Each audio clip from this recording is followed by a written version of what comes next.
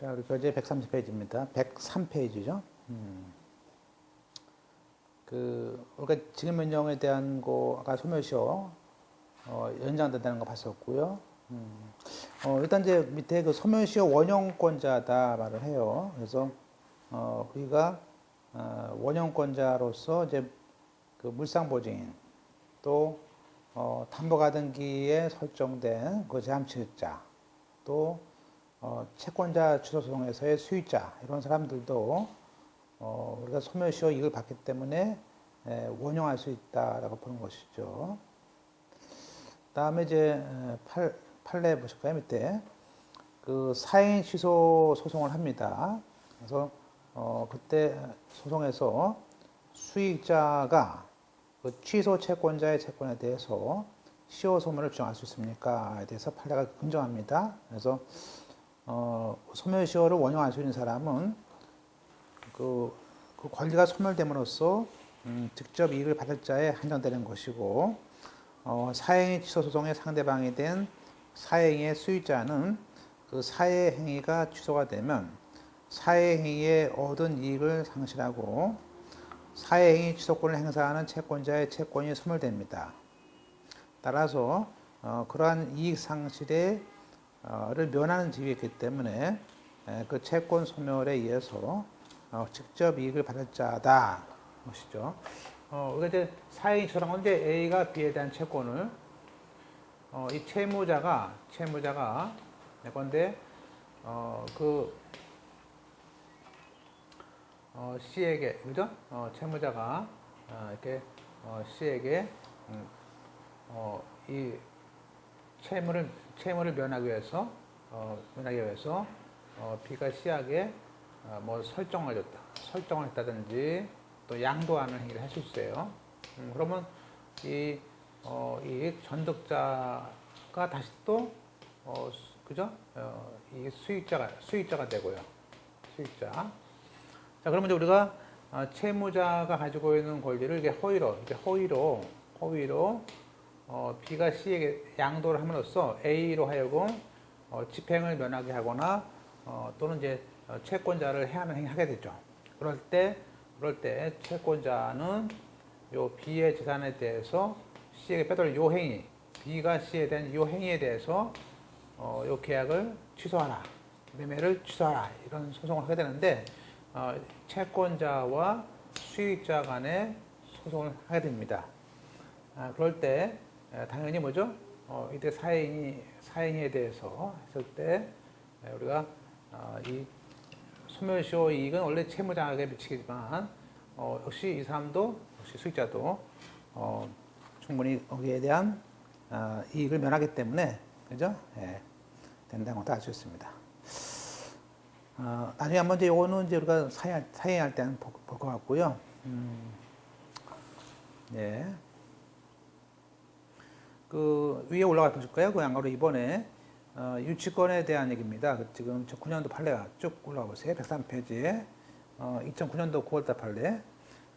이번에 유치권의 피담보 채권에 대한 소멸시효 기간이 확정 판결이 됨으로써 10년으로 연장됐습니다.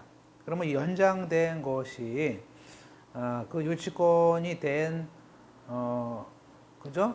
부동산을 한 매수인은 매수인으로서는 그 종전에 단기 소멸시효를 원용할 수 없다.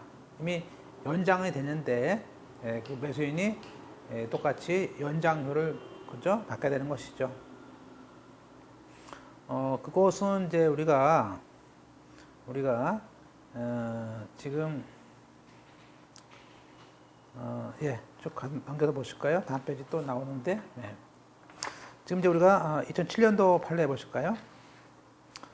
그 채권의 소멸시효가 완성됐을 때 이걸 원용할 수 있는 사람은 시효로 인해서 채무가 소멸되는 결과 직접적인 이익을 받은 자가 됩니다. 따라서 그 채무자에 대한 채권자는 자기 채권을 보장하기 위해서 필요한 돈에 서 채무자를 대위해서 원용할 수 있는 것이다. 따라서 채무자에 대해서 어떤 채권도 없는 자는 소멸시효 주장을 대의해서 할 수 없는 것이다. 자, 그러면 이제 우리가 이번에 자, 공탁금 추천권 우리가 이제 공탁을 하게 되면은 그 공탁의 상대방이 이제 피공탁자가 됩니다. 보실까요? 자, 공탁금 출구 청구권은 피공탁자가 공탁소에 대해서 공탁금의 지급과 인도를 구하는 청구권이다. 그런데 이런 출급 청구권이 시효가 소멸되면은 공탁자에 대해서 회수 청구권이 인정되지 않는 한 국고로 들어갑니다. 우리가 공탁금 출급을요, 우리가 이제 예컨대 간단히 보면요, 자 우리가 변제 공탁 같은 거 해볼까요? 변제 공탁. 예컨대 채무자가 채권자 상대로 변제 공탁을 합니다. 그죠? 그러면 채무자가 채권자 쪽에서 돈을 안 받는다. 자, 수령 거절, 수령 불능 등 이유로 해서 이 채권자를 상대로 공탁을 합니다. 그러면 채무자가 하는 변제 공탁은 채무자가 공탁자가 되고요. 채권자는 상대방은 피공탁자라고 합니다. 자, 우리가 그럼 피공탁자는 예컨대 지금 1,000만 원을 공탁했습니다. 예컨대 최근에 뭐 조현아 사건처럼 이 채무자 쪽에서 얘한테 뭐 1억을 공탁했어, 1억을. 근데 B가 이 공탁금 그러면 이제 채권자는 출급 청구권이 있습니다. 얘가 안 찾아가면은 이 A는 다시 공탁금을 회수할 수 있어요. 이렇게 공탁금은 이제 피공탁자가 받는 공탁금 출급 청구권이 있고 해소수가 이제 있는 것인데 보통 이제 신문에 나왔듯이 이 직원이 1억에 대해서 나 안 받겠다 그런 말을 합니다.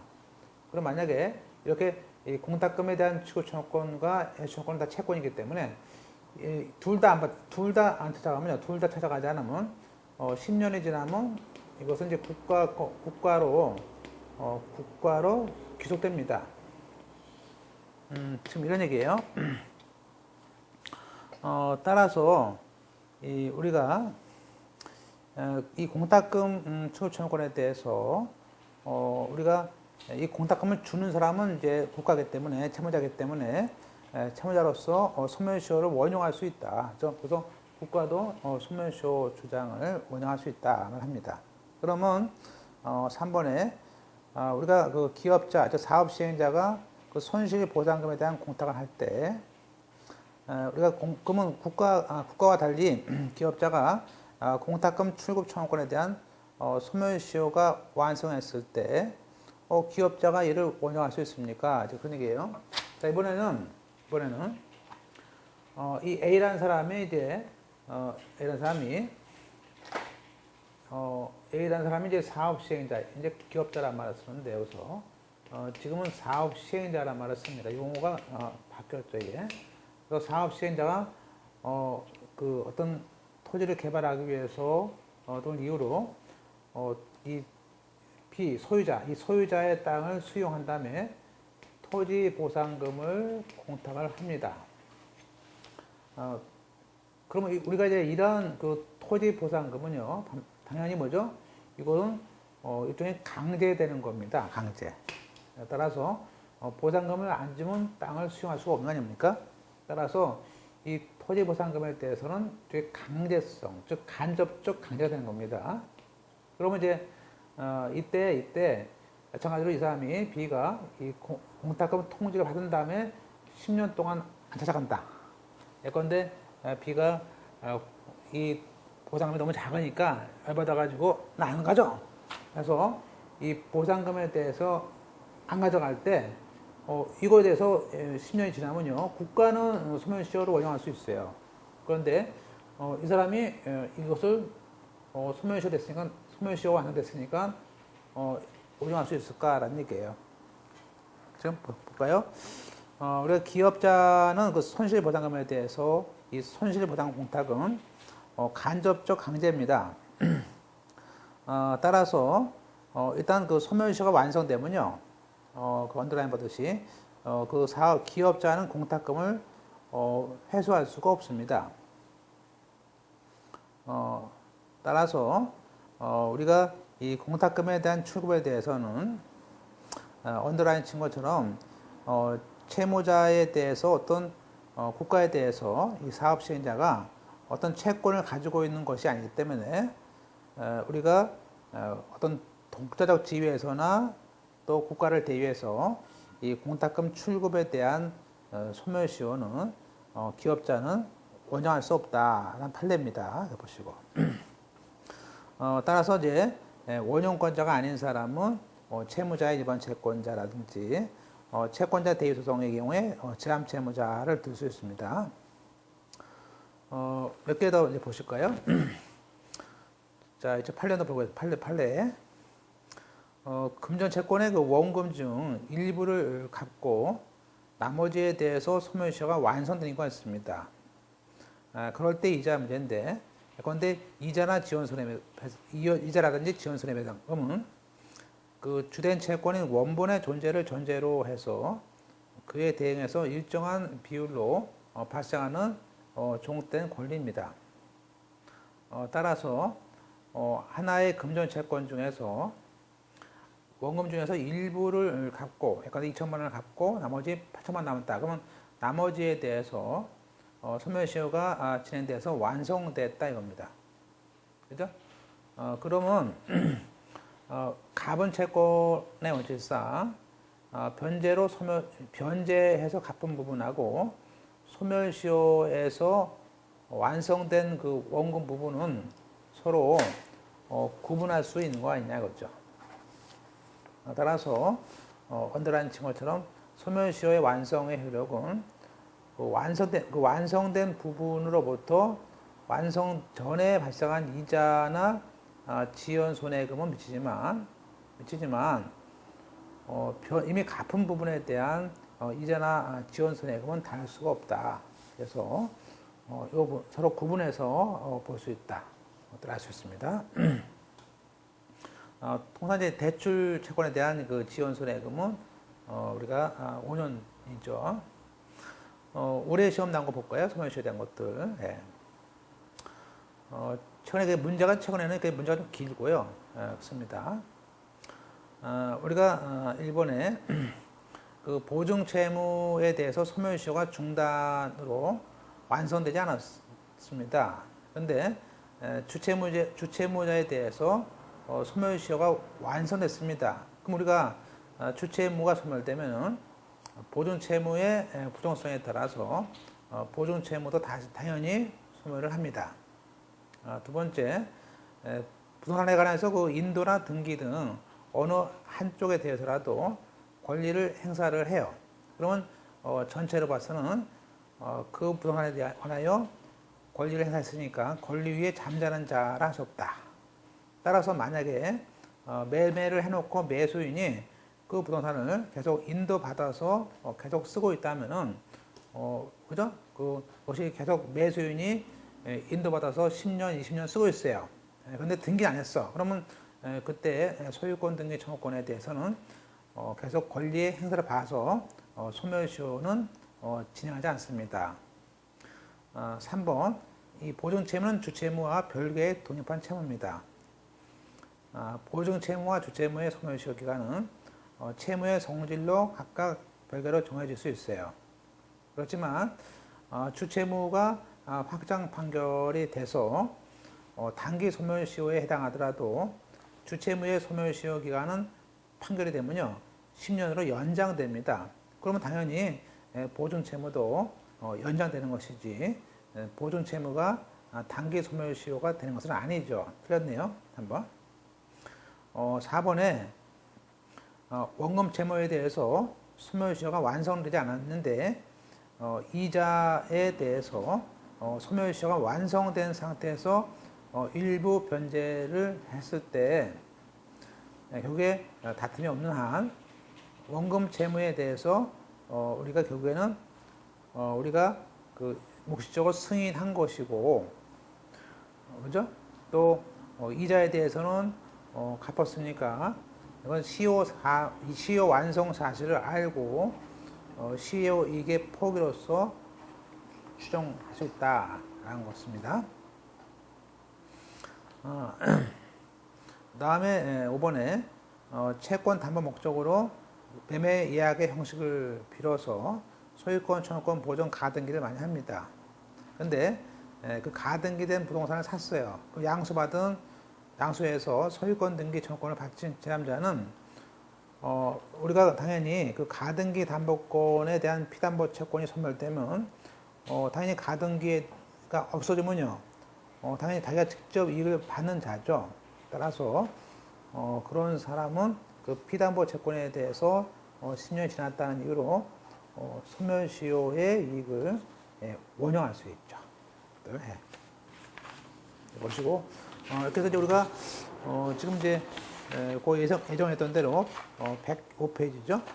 105페이지 답을 3번 치시고 우리가 이제 민총 파트를 마치겠습니다. 그래서 이제 이어서 106페이지에 물권으로 들어가겠습니다. 우리가 이제 그 물권 표는 이제 뭐 좀 어려운 것들이 많이 여기도 도달해 있습니다. 그래서 일단 뭐 여기는 이제 가볍게 물권의 개념 같은 걸 보겠습니다. 그래서 물권은 이제 특정 물건을 직접 지배해서 이익을 얻는 것이고 그때 이익은 그죠? 아주 배타적이고 독점적인 권리죠. 물권 법정주라는 것은 이제 우리가 185조에 있는데 물권의 종류는요 법률을 정할 수 있고요 또는 관습법을 합니다. 따라서 법률과 관습법의 외에는 임의로 종류를 창설할 수 없습니다. 이게 물권 법정주입니다.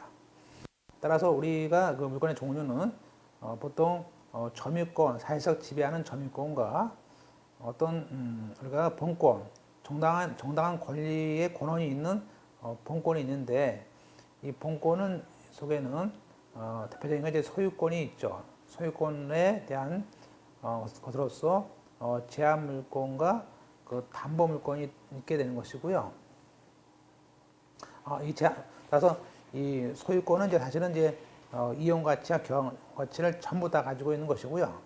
그거에 비해서 그 제한 물권은 우리가 거기에 대해서 용익 가치와 담보 가치를 잘라서 어떤 용익적인 권리를 갖게 되는 물권인 지상권, 지역권, 전세권과 담보권에 대한 가치권을 갖게 되는 유치권, 지배권, 저당권이 있고 이제 이걸 배우게 됩니다. 이러한 이제 물권은 이제 발생과 변경의 소멸이라는 그 물권 변동을 있게 되는 것이고 이러한 물권의 발생, 변경, 소멸은 법률에 의해서 되는 경우도 있고 법률의 규정에 의해서 되는 경우도 있습니다. 우리가 이제 물권에 대해서 특히 이제 점유권이 있고 이제 소유권이 있는데 지금 우리가 각종 물권에 대해서 침해를 받게 되면은 침해자에 상대해서 그런 물권으로서의 그 청구권이 생깁니다. 이러한 청구권에 대해서는 점유권에 기한 청구권으로서 즉 점유권을 보호하기 위해서 주어지는 청구권으로서 점유권에 기해서 반환, 방해 제거, 방해 위반 청구권이 있고요. 또 본권에 기해서 기한 청구권으로서 주로 소유권에 기해서 반환, 방해 배제, 방해 위반 청구권이 있고요. 그 밖에 지상권, 지역권, 전세권에도 저당권에도 중요합니다. 다만 이제 지역권과 저당권은요. 이것은 어떤 특히 저당권 같은 경우는요. 어떤 저당권이나 지역권은 어떤 그 반환에 대한 권리는 없습니다. 유치권은 이제 조문은 없지만 유치권도 점유보호청구권만은 인정하자 말을 합니다. 그다음에 이제 우리가 이런 그 물권 청구권에 대한 권리자는 그 침해자를 상대로 하는 것이고 권리자는 그 침해된 물권의 정당한 권리자가 됩니다. 그리고 이런 물권 청구권의 양도는 인정되지 않고요. 일단 소유권자가 바뀌어버리면 그런 물권은 더 이상 종전 소유자가 물권을 행사할 수는 없습니다. 따라서 갑이 자기 땅을 을에게 매도하고 인도까지 했다면 그래서 우리 소유권 등기까지 우리가 넘어가느냐 문제가 되는데 물론 소유권 등기 전에 병에게 다시 팔았어요. 그랬을 때 갑은 병에 대해서 소유권에 기한 물권 조건을 행사할 수 없다. 알 수 있어요. 특히 이제 물권 침해 상대방이 누구냐에 대해서는 우리가 당연히 현재 방해하고 있는 자, 방해나 침해하고 있는 자인데 방해자로서는 예컨대 반환 청구의 상대방은 예컨대 직접 점유라든지 그 간접 점유자를 통해서 반환 청구를 해줘야 될 사람들. 그러나 이제 점유 보조자는 우리가 점유권의 주체로 되지 않기 때문에 인도 청구의 피고는 되지 않습니다. 우리가 이제 두 가지 우리가 건물 소유자에 대해서 퇴거를 청구할 수 있습니까? 얘기인데 우리가 남의 땅에 대해서 건물이 있습니다. 그럼 우리가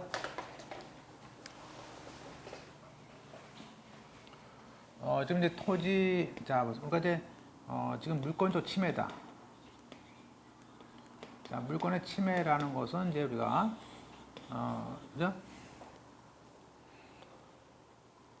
예컨대 토지 소유자가 이제 그 A고 갑이라는 사람이 건물주예요. 근데 갑은 타인 소유 땅에 대해서 갑이 건물을 짓고 있습니다. 그러면 A는 이 자기 소유 땅이 갑이라는 사람이 건물을 지음으로써 자기 소유권이 침해가 되는 겁니다. 그랬을 때 A는 갑에 대해서 이 건물을 철거하고 토지를 내놔라 라는 청구를 하겠죠. 그죠? 방해배제니까 그것도. 그런데 이자한테 퇴거 청구는 할 수 없다 그런 얘기예요. 그래서 보실까요? 일단 건물 소유자가 그 건물의 소유를 함으로써 타인의 땅을 점유하고 있는 거 아닙니까? 그건 침범이죠.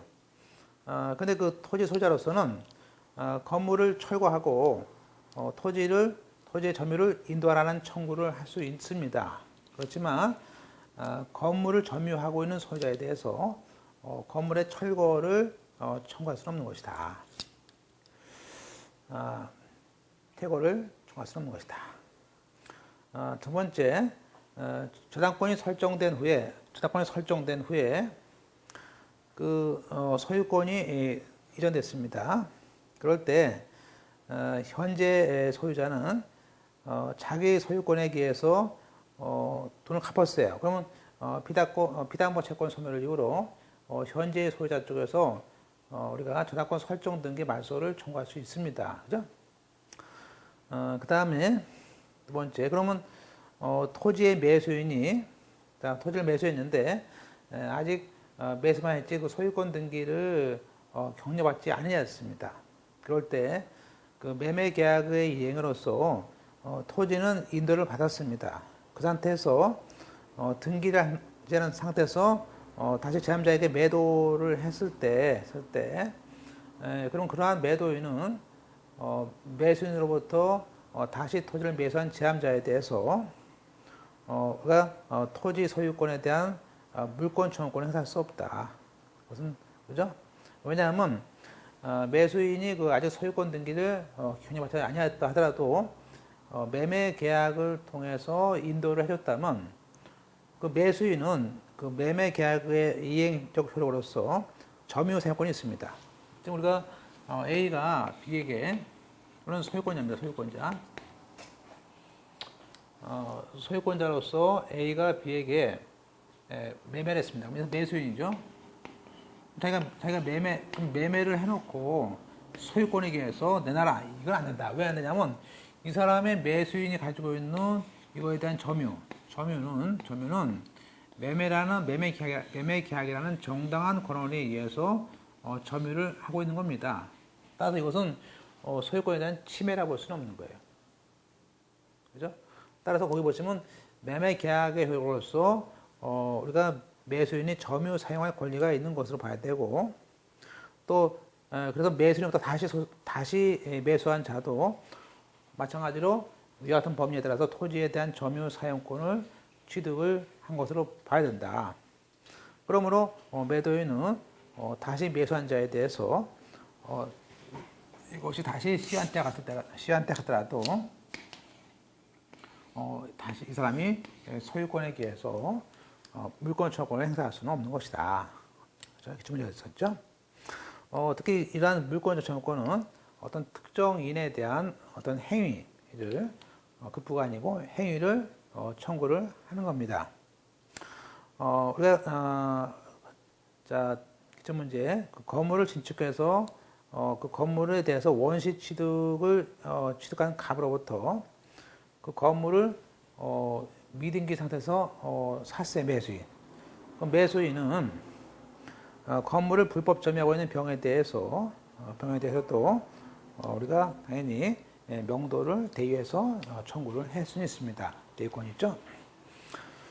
우리가 이제 이 건물에 대한 이제 우리가 물권의 종류는 이제 관습법상 물권도 있습니다. 그래서 일단 몇 가지 보시면 일단 우리가 이제 개인의 도로 사도라고 하는데 사도 공로가 아니고 개인의 사도 통행권 자체는 우리가 관습법상은 인정하지 않습니다. 그죠? 그래서 판례 보시고 예컨대 근린 공원이 있어요. 그러면 근린 공원이 물론 그 일반 주민들이 공동 사용에 방해되지 않는 한 자유로워 이용할 수 있지만 인근 주민들이 누구나 주장할 수 있는 공원 이용권은 없다는 거예요. 그죠? 따라서 골프 연습장 설치 인가 처분에 하자가 있다는 이유로만으로 근린 공원 내 개인 소유 토지에 골프장을 설치하는 것이 과연 인근 주민에 대해서 불법 행위가 될 수는 없다는 것이 판례고요.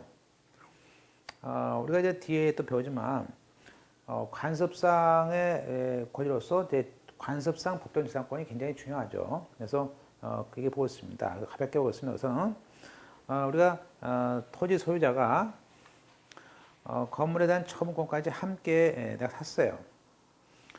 그러면 물론 이 건물에 대한 소유권 등기는 없지만 대지와 건물이 소유권을 달리 할 때는 이때는 관습상 법정지상권까지도 인정된다는 것이고 3번에 관습상 그 법정지상권 한마디로 법정지상권이 있는 건물이 있고 없는 건물이 있겠죠. 그러면 법정지상권이 달려있는 건물을 팔았어요. 양도했어요. 그러면 그 법정지상권에 대해서는 물론 등기를 하지 않아도 법정지상권을 취득합니다. 그러나 그 법정지상권에 대한 것을 팔았으니까 법정지상권 등기가 없는 상태에서 양수인은 우리가 땅 주인에 대해서는 법정지상권을 주장할 수는 없죠. 이건 뭐죠? 이전 받아야 되는 것이기 때문에 그렇습니다. 4번에 어느 토지나 건물 소유자가 종전부터 행하고 있는 경관이나 조망이 있어요. 그러면 우리가 경관과 조망도 하나의 생활 이익으로서 가치가 있다고 보고 있습니다. 그래서 민법상 관습법상 조망권을 우리가 보통 인정하고 있습니다. 그죠? 다만 이제 그 언더라인 보듯이 그러한 조망이익이라는 것은 사회적 통념상 독자의 이익으로서 승인돼야 할 정도의 중요성을 갖는다고 인정돼야 되고 그럼으로써 법적 보익이 되는 것이죠. 따라서 그 정도가 아닌 그런 조망이익은 법적 보호권이 안 된다는 것이고 우리가 이제 관습상 물권으로서 이제 기억해야 될 것은 분묘기지권이라든지 관습상 법정지상권들이 있는데 여기서 온천권이라든지 사도통행권은 여기에 해당하지 않는다 정도만 아시고요. 우리가 이제 보통 법은 이제 어차피 뭐 뒤에 것들까지 공부해야 되는 것도 있기 때문에요. 앞에서 좀 이렇게 이해 안 되면 약간 이제 이해 안 되면 체크해 놓으시고 좀 또 암기하시고 하시면 됩니다. 자, 이제 우리가 물권 변동은 이제 물권의 발생과 변경과 소멸입니다. 근데 이건 법령을 통해서 그죠? 우리가 물권의 변동은 이제 에 대한 조문은 이제 우리가 법령을 통해서 할 수 있고 법률의 규정을 통해서 할 수도 있습니다. 그래서 우리가 어떤 물권의 발생, 그죠? 변경, 소멸이겠죠. 예컨대 저당권, 자, 저당권 같은 걸 예를 들면요. 자, 저당권은 언제 발생합니까? 저당권은 채권자와 채무자 간에 예, 저당권이라는 그 설정 계약이죠. 계약에 의해서. 또는 매매 같은 거죠. 소유권은, 자, 소유권은 어떤 매매 계약에 의해서. 주로 이제 186조에 따른 그 법률행위라는 걸 통해서 합니다. 그죠? 그리고 소멸은요. 소멸은 우리가 그저 계약을 해지함으로써. 그죠? 또는 존속기간이 만료함으로써. 그죠? 어떤 계약을 해지함으로써 소멸될 수 있죠. 자, 그러나 이제 이게 따라서 이런 것들은 어떤 이 계약을 어떤 법률행위를 통해서 물권의 취득과 그죠? 물권의 소멸이 될 수 있어요. 그죠? 문제는 특히 이러한 그 물권 변동이 있을 때 그것이 어떤 등기를 해야 되는 경우가 있단 말이에요. 그럴 때는 등기를 또 해야만이 물권 변동이 효력을 발생합니다. 그죠? 따라서 우리가 물권 행위라는 거 플러스 등기 또는 어떤 동상 같은 경우는 등기 필요 없으니까 적어도 인도라는 행위 이런 물권적 등기나 인도라는 행위까지 포함돼서 우리가 그죠? 물권행위 효력을 발생한다. 이런 얘기예요. 따라서 거기 보시면 이제 186조의 유명한 조문이죠. 부동산 물권 변동의 효력 되어 있습니다. 그래서 부동산에 관한 법률행위로 인한 물권의 득실 변경은 등기를 하여야 효력이 생깁니다. 취득하거나 상실하거나 뭐죠? 그런데 말소해야 되는 경우도 있고요. 그런데 법률행위가 아니고 법률의 규정에서 한마디로 우리가 186조는 그런 얘기고요. 187조는 이런 경우 외에 법률행위가 아니고 법률의 규정에 의해서 법률의 규정에 의한 경우도 있다. 그죠? 각종 우리가 그죠? 민법 이하 등 각종 어떤 별도의 법률에 의해서 등기를 하지 않아도 물권 변동을 가져오는 경우도 있다. 등기를 하지 않아도 물권 변동을 가져온다. 그럼 등기를 하지 않아도 물권 변동을 가져오는 경우. 그것은 법률의 규정이 있어야 돼요. 법률의 규정이 있어야만이 등기가 필요 없다. 등기를 예컨대 상속 같은 거는요. 상속은 우리가 사망이라는 사실에 의해서 되는 것이기 때문에 법률행위가 아니죠. 사망이라는 자연적 사실에 의해서 되는 것이기 때문에 상속은 등기가 아니다. 또 경매도 우리가 민사재판법에 따라서 경락대금을 낸 때 소유권을 취득합니다. 등기가 아니고. 또 우리가 토지 수용, 보통 여기 조문에 나오는 공용 수용, 똑같이 토지 수용도 수용 보상금, 그죠? 수용 개시, 토지 수용이라는 개시, 수용 개시일날 보상금 주면은 그때 가서 우리가 소유권을 취득한다. 그죠? 사업 시행자가 타인의 소유권을 갖다가 수용하려면 그 소유권자에게 보상금을 주는 그 수용 개시일날 우리가 토지수용법상의 조문에 따라서 취득합니다. 또 판결의 경우 우리가 그 형성 판결이 있는데 이 형성 판결은 주로 이제 공유물 분할 판결, 또 사행위 취소 판결, 그죠? 사행위, 또 이혼에 따른 재산 분할 같은 거. 이런 판결들은 그 판결이 확정되면, 즉 등기를 안 해도 이 판결이 확정되면은 그때 같아서 등기를 안 해도 된다. 그러면 등기는 왜 하냐? 자, 이게 따라서 이런 상속과 경매와 수용과 형성 판결 이런 경우 외에 또 기타가 또 있겠죠. 기타 같은 거 있습니다. 합병도 있고, 그죠? 이런 경우에는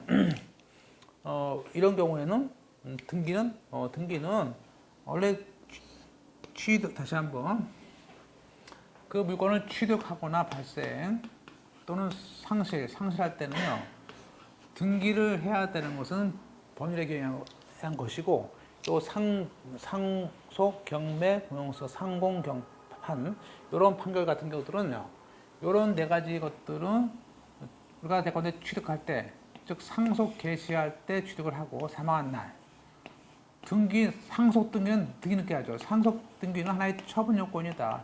내가 상속 등기하지 않으면 처분할 수 없기 때문에 처분 요건으로서 등기하는 거다 말을 해요.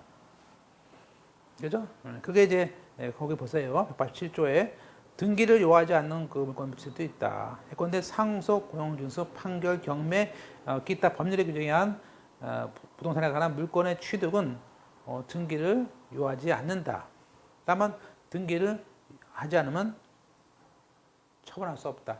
조문에는 취득만 나와 있죠. 그래서 여기 상속, 경매, 수용, 형성 판결은 등기, 예컨대 공유물 분할 판결은 이 공유물 분할 판결에 대한 확정이 되면요, 등기를 안 해도 그 분할된 부분은 내 거예요. 소유권은 내 겁니다. 그렇지만 팔기 위해서 처분하기 위해서 나중에 공유물 분할 판결에 따라서 자기 지분 이전 등기를 하는 겁니다. 물론 조문은 취득되어 있지만 똑같이 소멸도 마찬가지 소멸도. 예컨대 이 저당권 등기는 저당권이라는 것은 돈을 다 갚으면요, 변제하면은 피담보 채권이 소멸되면 저당권은 이미 소멸된 거예요. 다만 아직 그 말소 등기, 해지 계약서 가지고 와서 말소 등기를 안 해요. 그럼 말소 등기를 안 했으면 더라도 그 저당권은 이미 소멸된 거야. 그러면 그렇지만 나중에 그것을 처분하기 위해서는 그 말소 등기를 해야 됩니다. 그런 점에서 봤을 때는 이것도 처분 요건이죠. 따라서 우리가 두 번째, 그 물권 변동에서 등기가 필요한 경우가 있구나. 자, 그래서 그 박스에 보신 밑에 중간에 등기를 요하지 않는 경우가 대부분 이제 포괄 규정에 따른 경우 상공, 판경. 이때 판결은 형성 판결을 말하고요, 경매고. 밖에 우리가 물권과 물권의 혼동에 됐을 때 소멸, 또 법정 대위에 의한 저당권의 이전, 법정 저당권의 취득, 또 신축 건물에 대한 취득은 전부 다 우리가 원시취득이니까 등기를 하지 않아도 됩니다. 그러나 오른쪽에 그 이행 판결, 각종 법률행위, 또 특히 취득시효는 원시취득이지만 법률상 취득시효에 대한 소유권 취득은 등기를 또 해야 됩니다. 중요한 건 공유물 분할 판결과 달리 이 공유물 분할에 대한 조정 조서는 전압 판례가 등기를 요하도록 되어 있습니다. 그죠? 그다음에 이제 우리가 밑에 그 위에 주택의 소유권 보존 등기가 되고 토지의 분할로 인해서 지적도라든지 대장, 건축물 대장 등 그 주택의 지번의 표시가 분할 후 지번으로 되어 있는데, 만약에 등기부에 분할 전에 지번이 남아 있어요. 그럴 때 만약에 주민등록을 임차인이 들어오면서 주민등록을 할 때 그 대장하고 건축물 대장의 일치되는 주택과 동호수를 표시했을 때 이것이 유효하다고 볼 수는 없지 않느냐. 그건 등기부와 대장이 맞지 않는 문제가 생기는 것이죠. 그 다음에 그 위조된 등기 서류에 의해서 우리가 그러면 이게 어떤 위조된 서류 그런 서류에 의해서 소유권 등기가 무효냐? 그렇지 않습니다. 일단은 서류 자체가 위조해서 일단 등기부에 올라가게 되면 일단 유효한 등기라고 볼 수 있습니다. 그 다음에 이제 기출문제. 법률행위 의하지 않은 경우, 아까 법률행위 의하지 않은 그 물권 변동 중에서 이 187조는 앞서 그 혼동에 의한 물권 소유권 취득, 법정 당연한 대위에 따른 이전 등기 같은 것들이 있는데, 여기서 틀린 것은 뭘까요? 쭉쭉 가서 경매, 특히 그 이행 판결이 아니죠. 이행 판결은 등기가 필요한 것이고요. 따라서 우리가 형성 판결이란 말은 판결 자체만을 가지고 형성적 효력을 가져오는 것입니다. 주로 공유물 분할 판결, 다음 페이지에 사행위 취소 판결, 또 상속 재단에 대한 분할 판결을 넣을 수 있습니다. 그러나 주의할 것은 2013년 판례에 봤듯이 아까 봤던 것이죠. 우리가 공유물 분할 소송에서 또는 그 조정 절차 사이에 그 공유자 사이에 그 토지에 대한 현물 분할 협의가 돼서 조정이 된 경우에는 그때 물권 변동의 효력은 등기시다라는 것이에요. 왜냐하면 우리가 공유물 분할한 것들에 대한 소송이든 조정이든 간에 공유자 사이에 토지에 관한 그 현물 분할에 대한 협의가 되는 거 아니겠습니까? 그러면 그 현물 분할에 대한 협의가 됐다는 것은 그 일종의 합의죠. 합의에 따라서 그 합의를 조서에 기재해서 조정의 성립이 됐다는 겁니다. 그렇지만 이것은 재판에 의한 판결과 다르다는 겁니다. 따라서 그 협의를 가지고 새로운 법률 관계가 창설됐다라고 볼 수는 없다는 겁니다. 그러니까 이 공유자들의 이 협의에 따라서 분필을 하고 그걸 단독 소유를 하기 위해서는 다른 공유자의 공유지분을 이전받아서 등기를 한마디로 협력에 의한 등기를 해야 되는 것이 남은 것이죠. 따라서 그 협의 자체 가지고 대세요에 따른 소유권 취득은 요할 수 없다. 그래서 이 조정 조소에 대해서는 우리가 등기를 해야만이 물권 변동 효력이 발생한다. 이런 것들을 알 수 있습니다. 그죠? 다음에 이제 우리가 반대 견해도 물론 있겠죠. 우리가 이제 등기의 추정력은요, 등기의 이제 추정력인데, 이건 뭐 이제 등기법도 나오고, 민법도 나오는데, 우리가 등기의 추정력은요, 일단 등기하게 되면요, 어떤 권리가 추정되고, 원인이 추정되고요. 보세요. 예컨대 소유권 등기하면 소유권이란 권리가 추정됩니다. 저당권 등기하면 저당권이란 권리자가 추정됩니다. 두 번째, 여기 범위, 원인. 또 원인이 추정됩니다. 매매 계약을 했는지, 징역 계약을 했는지, 또 A에서 B로 등기됐다면 그 절차, 일단 A에서 B로 등기됐다면 그 A에서 B로의 등기 절차가 적어도 적법 절차였을 거라는 것이 추정됩니다. 이런 것은 A에서 B로 등기했다면 전 소유자인 A도 A에게도 그죠? 이러한 등기 추정력을 원용할 수 있는 거예요. B가 A한테 그죠? 이것을 얘는 권리 추정, 원인 추정, 절차의 추정, 전 소유자에 대해서 정할 수 있다. 다만 추정은 권리 추정이지, 즉 등기를 했을 때 추정이라는 것이지 거기 점유에 대한 추정에는 정하지 않습니다.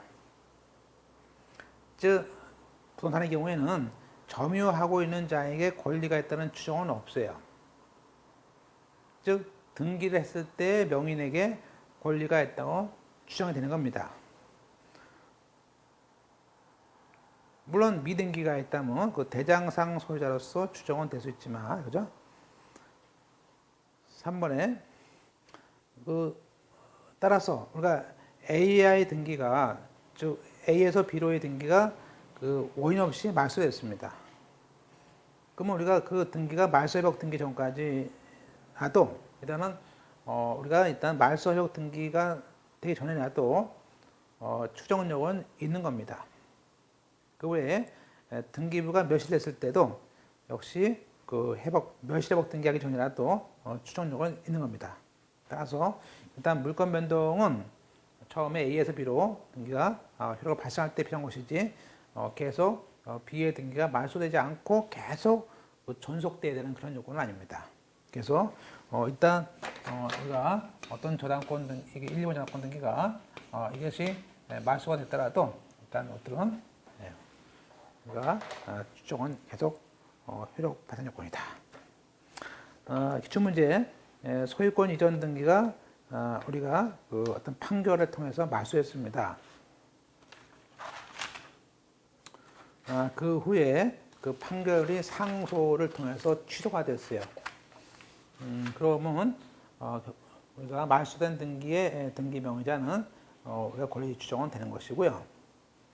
4번에 청구권 보존의 가등기가 됐습니다.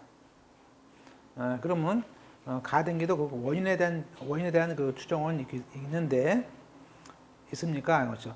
우리가 이제 가등기는 아직 물권 변동에 가져오는 등기가 아닙니다. 따라서 물권 변동에 가져오는 권리 추정 요건은 없죠. 그래서 가등기는 권리 추정 요건은 아직 없습니다. 5번. 우리가 명의신탁. 그 명의신탁은 이제 A가 B에게 이제 소유권을 이제 신탁하는 경우가 많죠. 이렇게. 그러면 우리가 명의신탁은 등기 추정력을 전제로 하면서도 그 등기가 명의신탁 계약이라는 관계에 성립됐다는 사실을 주장하는 것이다.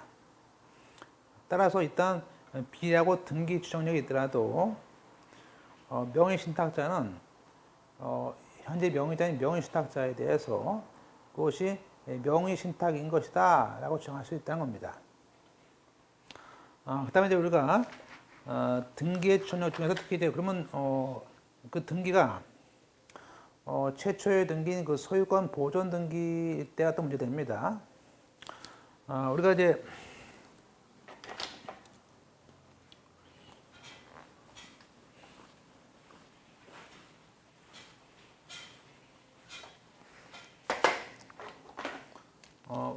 우리가 처음에 이제 최초의 등기가 이제 우리가 소유권 보존이죠. 최초의 등기로서 소유권 보존 등기가 있고요. 그 다음에 이제 그걸 기초로 해서 또 이전 등기를 이렇게 있겠죠. 하게 됩니다. 그죠? 우리가 이제 보통 이제 어떤 토지나 건물에 대해서 예컨대 건물의 경우는 이제 건물을 완성하면요. 이것을 건축주가 원시적으로 취득을 합니다. 즉, 이건 등기를 하지 않고도 원시 취득이죠. 다만 등기는 이제 그 사실에 대한 한마디로 보존됐다는 사실, 그죠?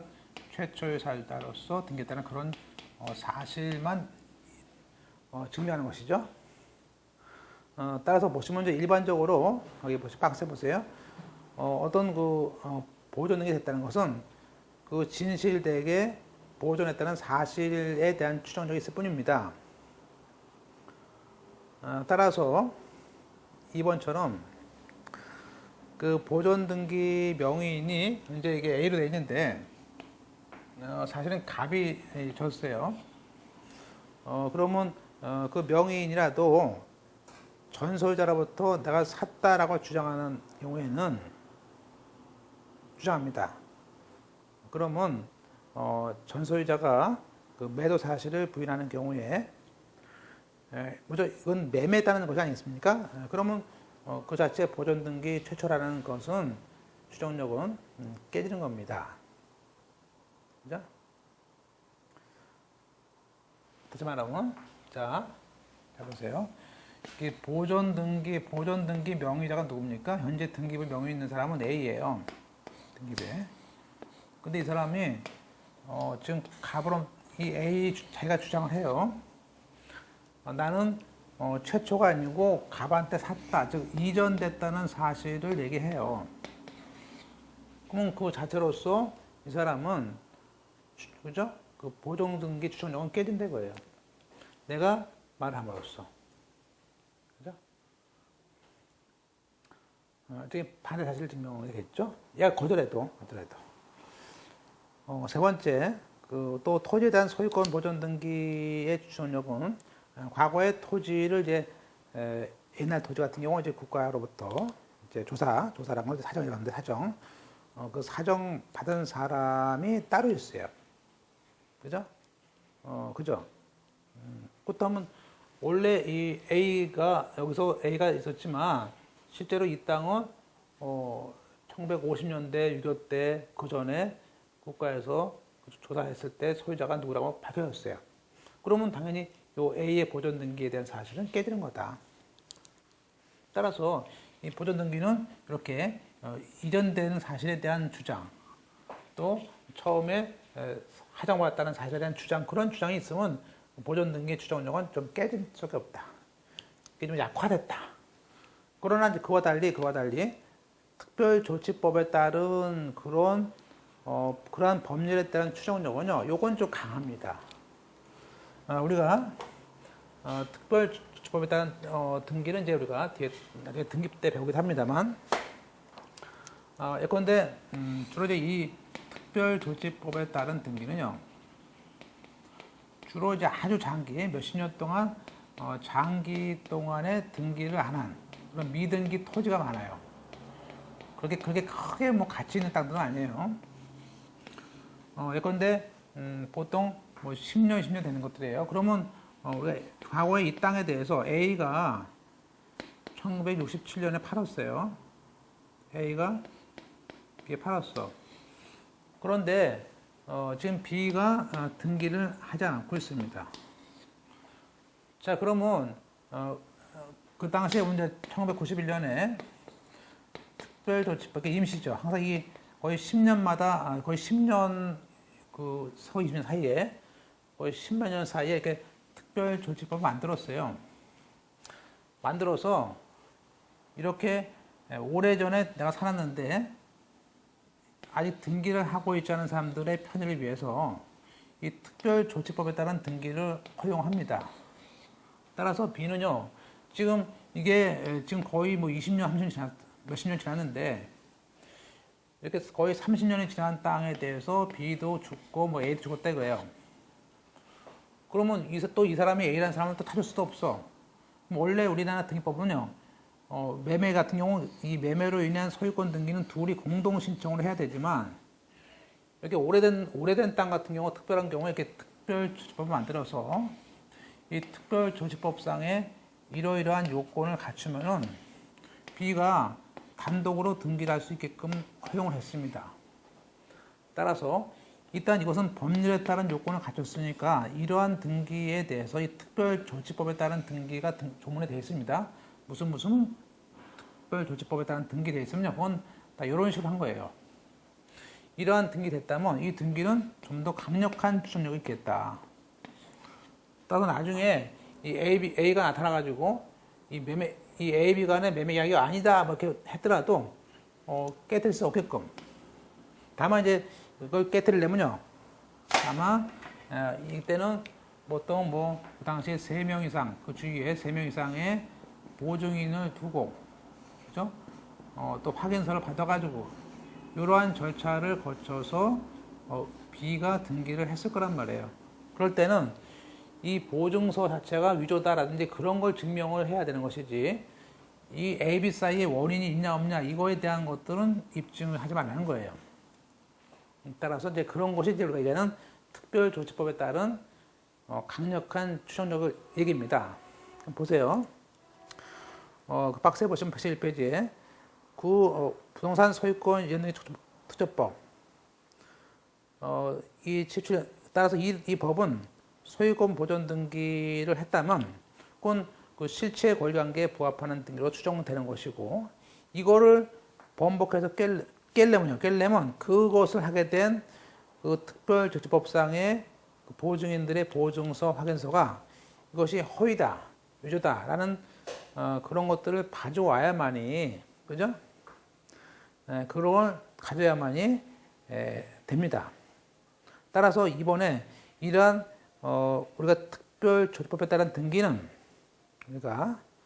이것은 우리가 단순히 우리가 어떤 매매라든지 어떤 다른 사정을 들어서 가지고는 이러한 추정력을 깨뜨릴 수가 없어요.